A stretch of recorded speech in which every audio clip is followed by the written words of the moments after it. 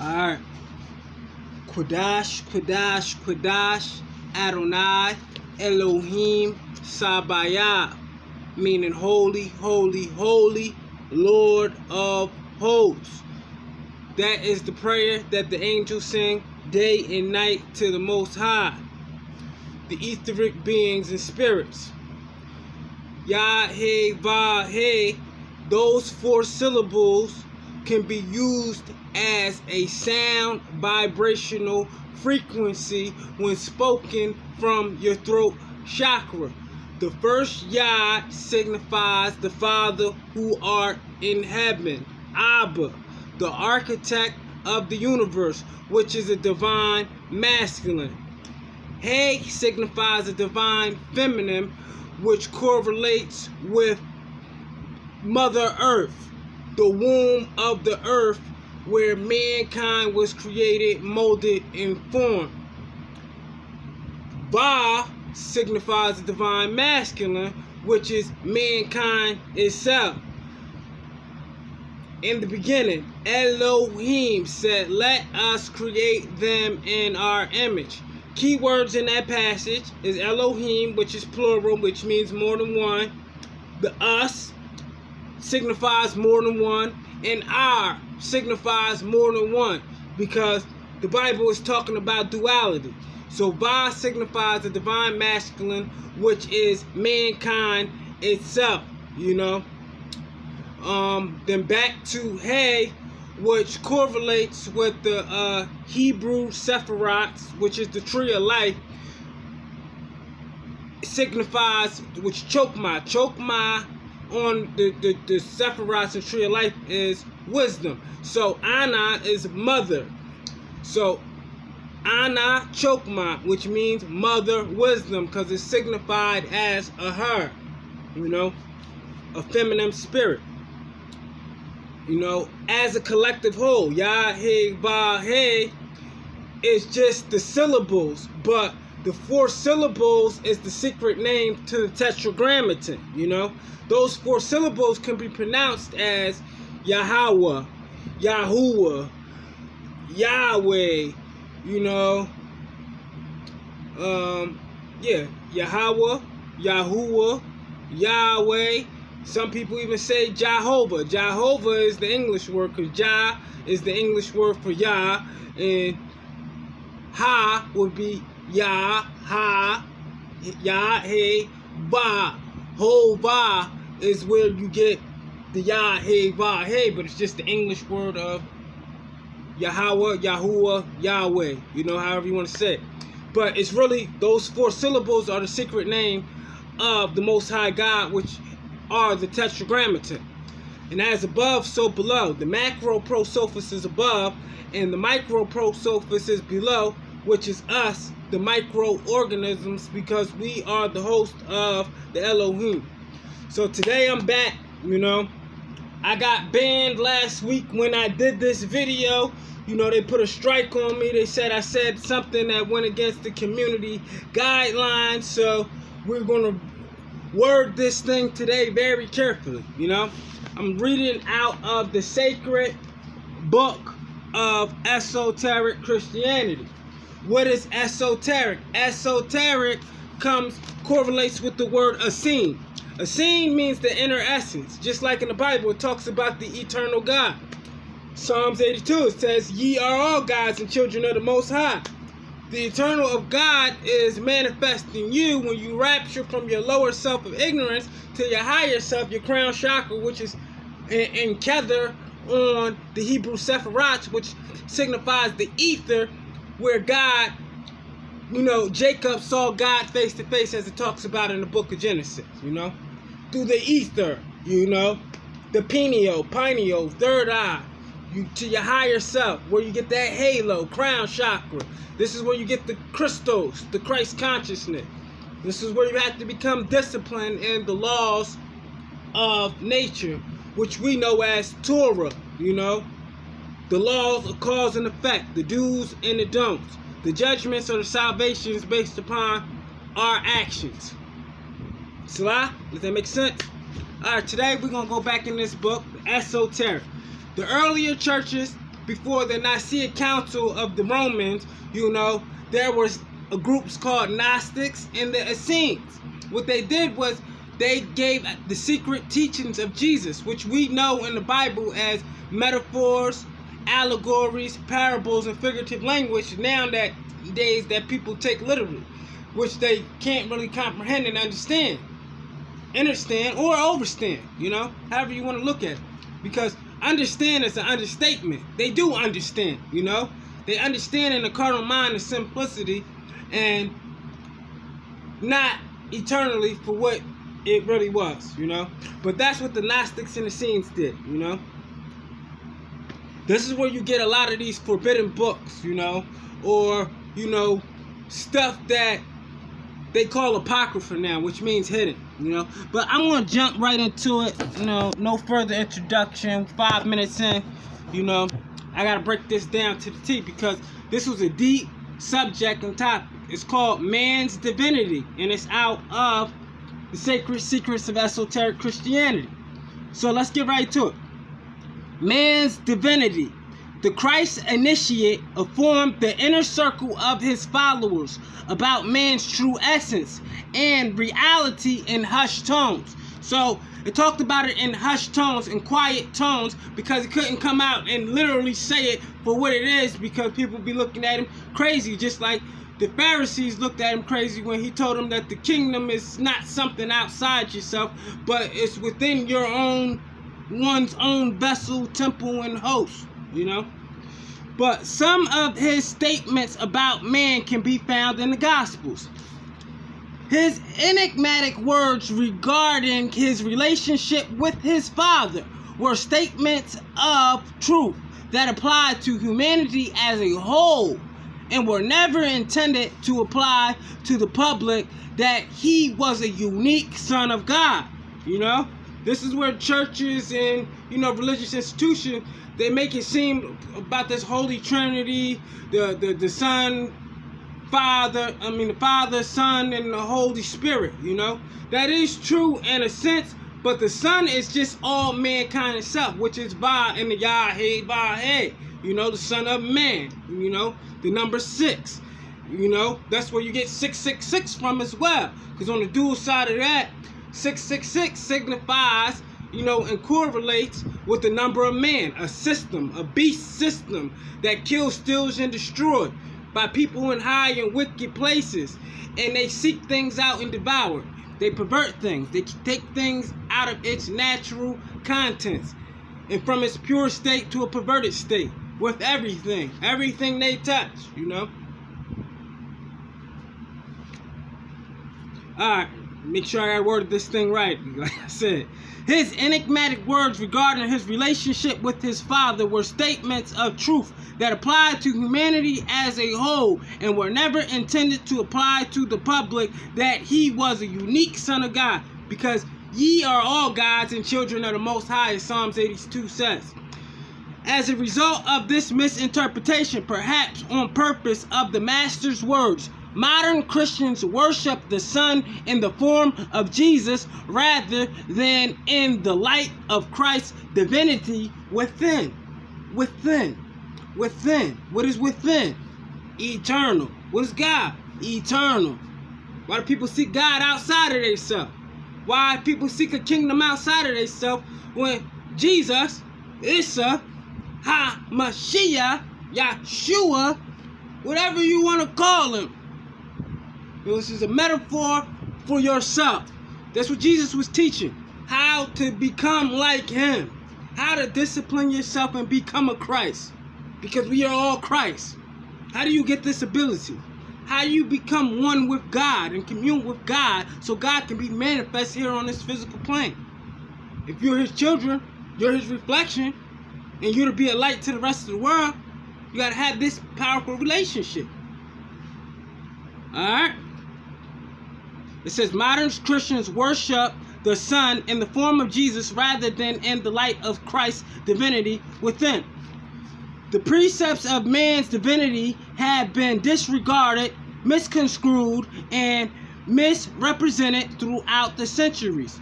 The human mortal sinful side has been overemphasized to a sickening degree. As we have seen, the light gleamed in the darkness, but the darkness was unconcerned about its origin or source. There are individuals who fear light in the form of truth because its nature discloses the genuine state of things that are unsettling to those who despise upward spirals achieved via personal effort. Salah. Men were declared to be gods by Jesus and other prophets before him. Alright? Now here it is. Here are the verses that back that up. It said, I have said, ye are all gods, and all of you are children of the Most High. Psalms 82:6. Next verse.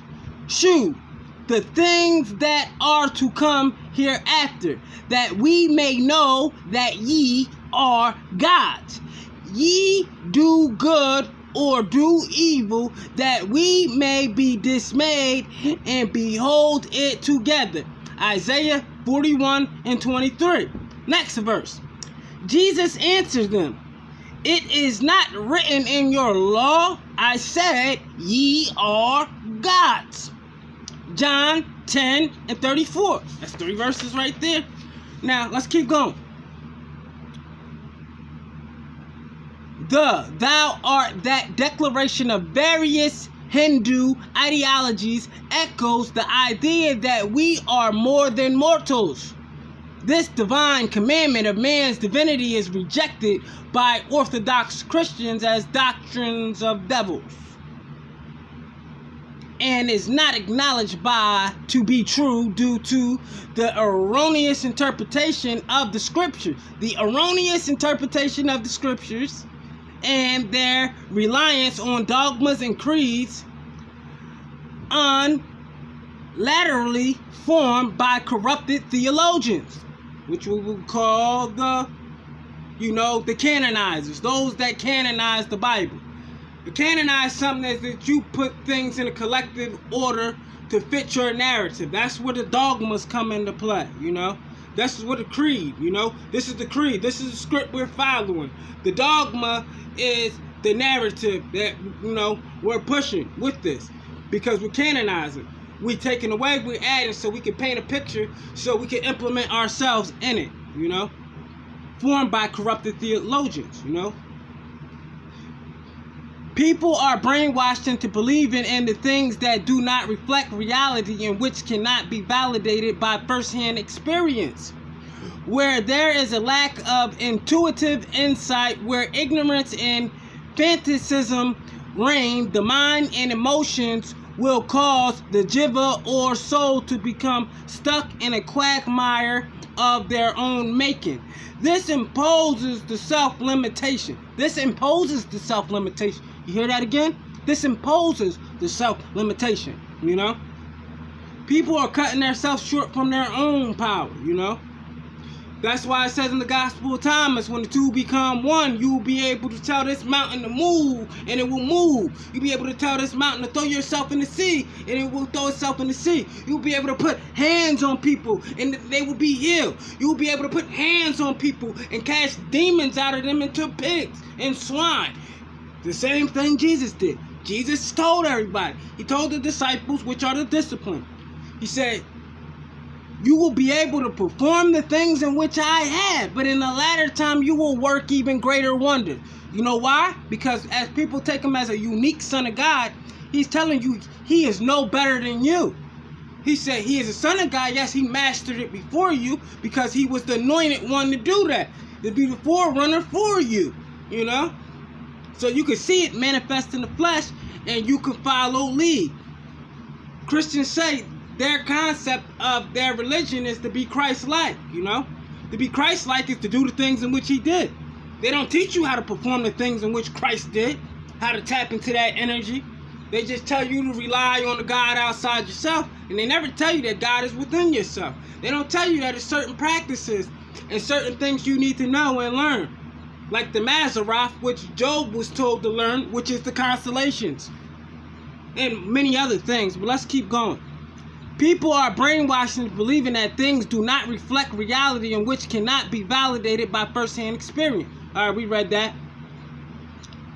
It says, will cause jiva or the soul to become stuck in a quagmire of their own making. This imposes self-limitation and self-restriction, as well as the self-restriction represented in Plato's cave allegory. Man believes what he wants to believe, and he will continue to face the torment of hell. Hell is a state of consciousness. People think it's a fiery place. Hell is eternal damnation of oneself. When you come back on these cycles of reincarnation state and you get your memory wiped and you go through hell on earth because you don't have your most high self or that most high knowledge or the memories of those past experience to keep you at an upgraded state, you know, to get to the next level. You know, the next level is just another dimension. You know, it's an extension in another dimension. The ascension will take you to another dimension, which is extension of your life here. But instead of getting your memory wiped in this next dimension, you keep your memories. So you're not going through that hell on earth. You're only going through hell on earth because of lack of knowledge, because your memory's getting wiped, and you're putting here just to have little spare the moment deja vus and little memories of these past experience. But it's called junk DNA. That means that these memories are encoded in your DNA. How do you tap into them? It's called the Akashic Records. The Akashic Record. Praying is when you're talking to God. Meditating is when God is talking to you. So things are coming to you in this moment that you are meditating, in this quiet space and place, you know, and getting these revelations, because you're not distracted, you're not deluded, you're not perverted, you're not hit by the mark of the beast, you know, the traditions of man, you know, the 666, you know, the beast system, the collective whole, which is a collective whole of perverted ideologies, you know, with people, places, and things. Let's put it that way. Alright. Man believes what he wants to believe. He will continue to face the torments of hell, pain and misery, dread and anguish until he replaces his belief and fancies with experiential awareness of his divinity. So, as we read in the Greater and Lesser Keys of Solomon, it says what people think magic is, all it is experiments. You experiment until you get it right. You understand something and you know something based upon trial and error. You live and you learn. Experiments are just things you learn from experience.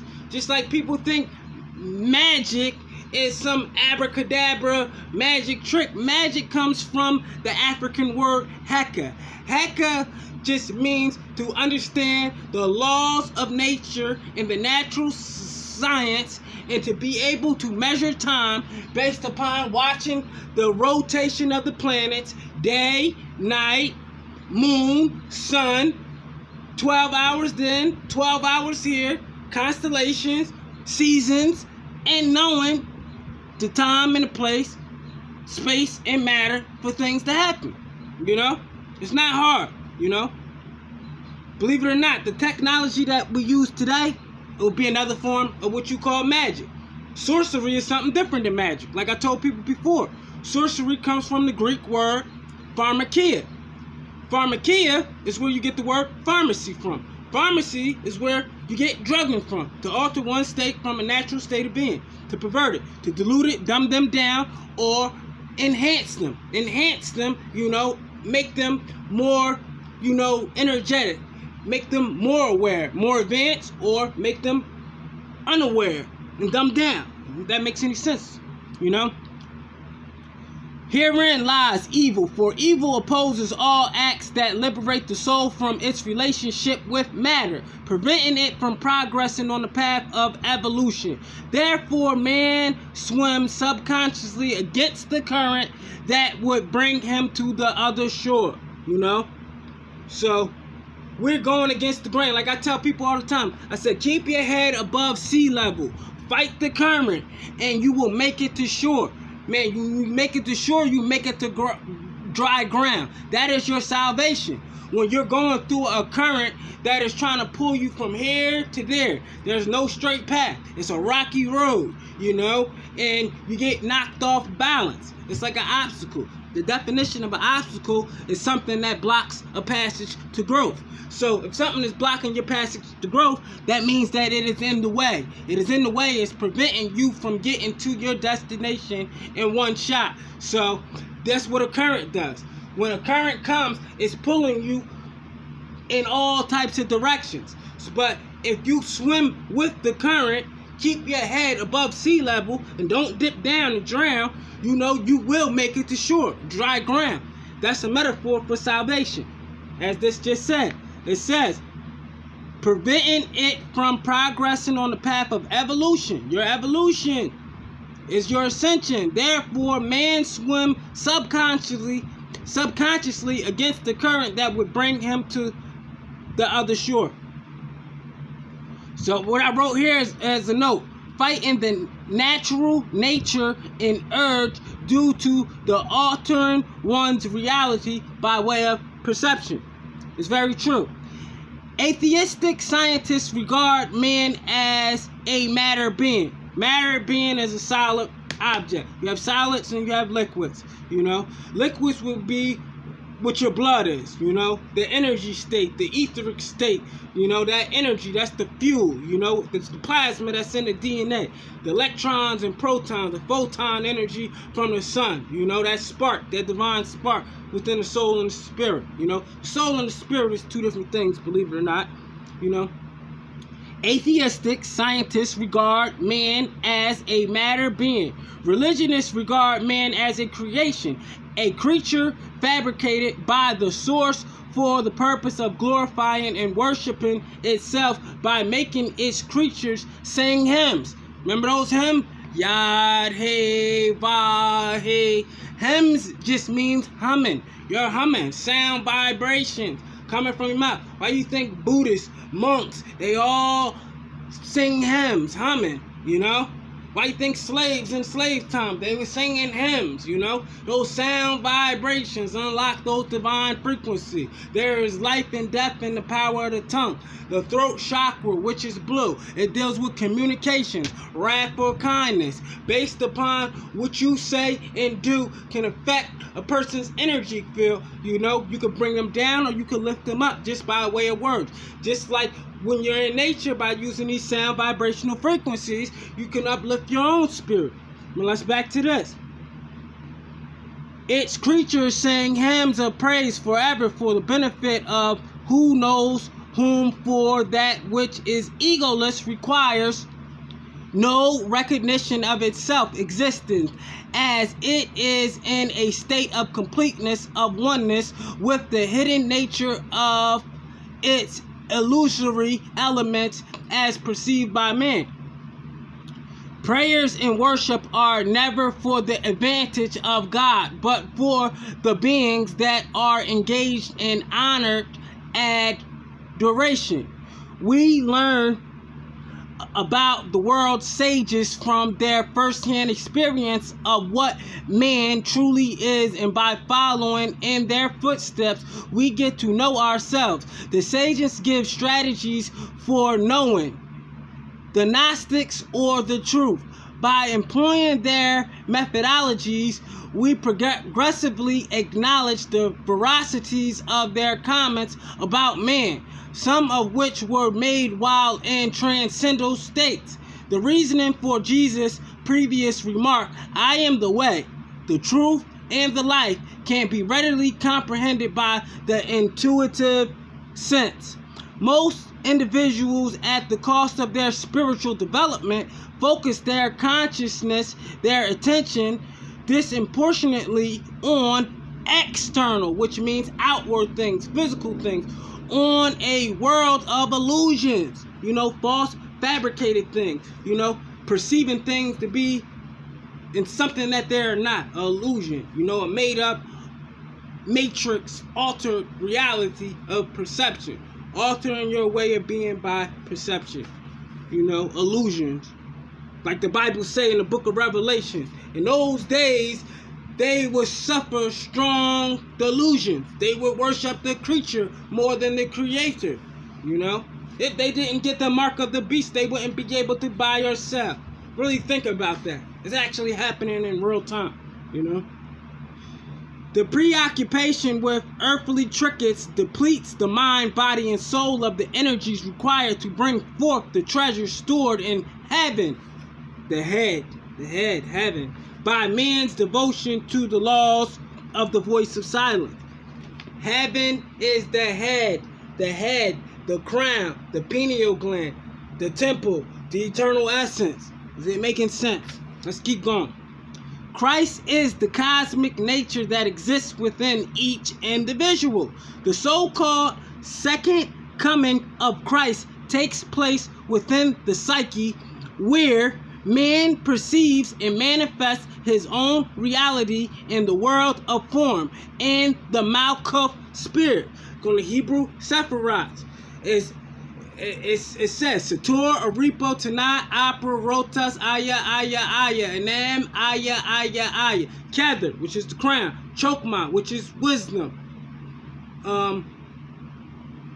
Kether, Chokma, Bena, which is understanding. Gedula, Jebra, Tiferet, which is beauty. Netzach, which is victory. Had, Yesad, like Yad, Yesad, Malkuth. Malkuth is the kingdom. It's the kingdom within. It says, man perceives and manifests his own reality in the world of form in the Malkuth spirit, constantly focusing inward as in meditation. Meditation is when God is talking to you. A certain form of yoga allows one to keep the necessary amount of force to awaken and stir the Shekinah, the Shekinah, the Kundalini rising, the Holy Spirit, Salah, the flickering fire of God's manifestation within man. This is God being manifested in you, the Shekinah, when it comes, you know. Start looking up these words, these definitions, you know. I am an esoteric teacher, you know. I break down the parts of the Bible and the spiritual lessons that nobody else is going to talk about. There's other brothers like me. You have a Big Judah. He talks a little bit of something about it, but he does it in his own way. You have Big Levi. He does it in his own way, you know, with current events. You have Brother Maine. He does it in his own way. Abdul Seer. He does it in his own way. And there's many others. These are people that I follow. And I learned from, and they got me to start studying these things for myself. And as I start studying them for myself, I start putting it together in my own way with my own eternal essence, you know. Like I said, the necessary amount of force to awaken and stir the Shekinah, the flickering fire of God's manifestation within man, which resides in his heart chakra, which is green, as the tripartite flame of love, wisdom, and power. As a spark, man arose from the fiery center of the great central sun, which is Sol, Ra, you know, Israel, Isis, Ra, and El, Ohim. There's multiple entities at play here. Isis, generations of Isis, genealogy of Isis, Netar, Nibiru, Anunnaki, fallen man, human, you know, but, you know, people want to dispute stuff. Do your own research, you know. It's right there in the holy tablets as well. As a spark, man arose from the fiery center of the great central sun, the central star in our universe, which is the heart, the plasma producer and giver, you know, that enhances all life. It's plasma coming from the sun. It is plasma in our DNA, RNA, in our temples, hosts, and vessels. Where that fuel, that ether, that's in the blood, that plasma, it's like it's ether in the air, you know, it's running through us, you know. Great central sun, or the Parabrahm. In Hindu physiology, this spark, this unit of Brahma, is divine in its essence.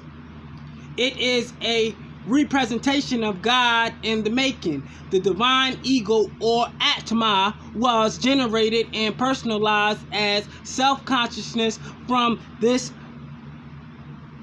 monadic spark. It has three personalities: the heavenly spirit, the living spirit, the human spirit. The Christ in man is the higher part of the divine ego, the path into oneness with the Father in heaven, the monad centered in celestial planes. In Hinduism, Shamkhya theory, this monad is Isvara.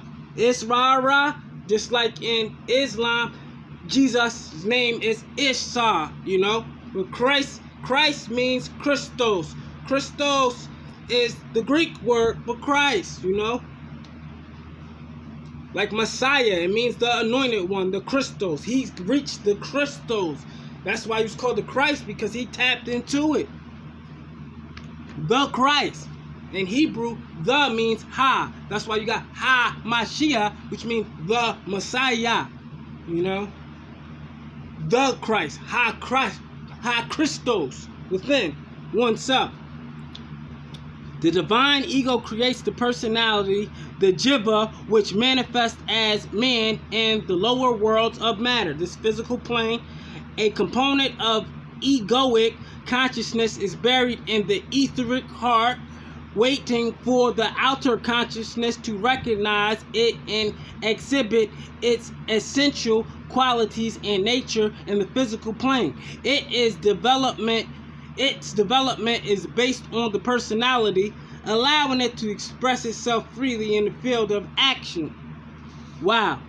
Man is God and God is man. This is the metaphysical truism that should be grasped mystically.